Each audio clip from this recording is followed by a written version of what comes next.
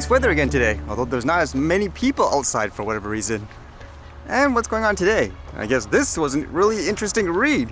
You heard the news recently how there were claims that there was another drone around Gatwick Airport that caused disruptions. The question is it a drone? Well, apparently there's some video that surfaced that made people think maybe it's a balloon. So it started with all these headlines first, for example. Like this one says what? Gatwick Airport drone may have been party balloons. Well, this other one saying balloons spotted minutes before Gatwick Airport shuts runway. So how did this happen? Apparently there's someone who posts videos online. It says here like what? London plane spotting. And as the name would imply, I guess the person films airplanes landing around the airport and all that. Now the person had a really long live stream, but at about 3 hours and 5 minutes or so, he makes a comment as he kind of sees something in the background, and when he zooms in, you can see like all these objects floating around the airport there. And the theory is it was a balloon. You can see people's reactions and all that as well in the comments, but it makes you wonder, is this the quote drone that they were saying caused disruptions around the airport? Someone's balloon's just literally, I mean, that's not far from the airport. If this does end up being what they classified as a drone, creating all this hysteria and all that, I think it's good and bad in some ways. The good thing is it should show you can't jump to conclusions, basically capitalize on people's fear and all that, because a lot of people use this fear to create things like over-the-top regulations, correct? And at the same time, it is kind of bad as well, where if you are officials and all that, it shows maybe you're not as knowledgeable about the topic as you think you are, and at the same time, you have to lead things based on factual evidence, not just making assumptions and all that all the time.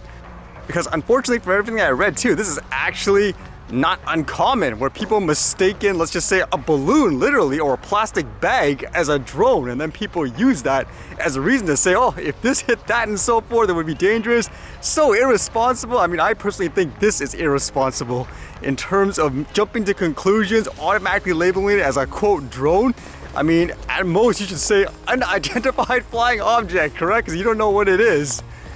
Remember the first time this happened too, where they arrested somebody saying, oh, he's a suspect. Why?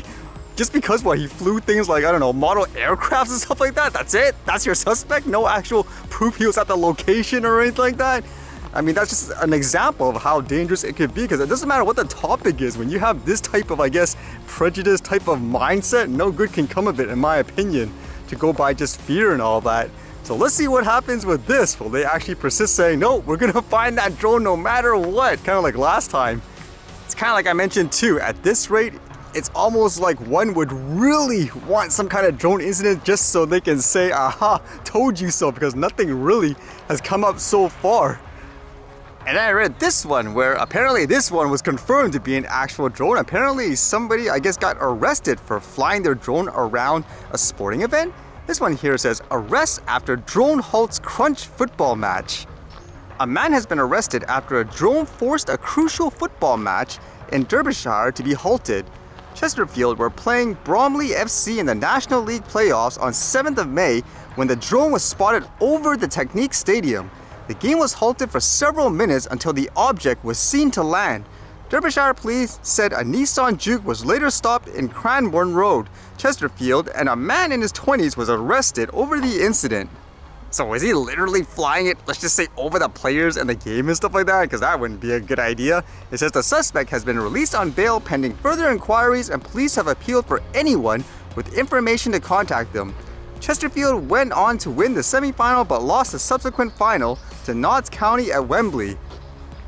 I don't know what people are thinking during these times. I mean, I would imagine in terms of shooting stuff like this, if you want to film it, you should be really far away, not, for example, right over the stadium or something like that, assuming you can anyways.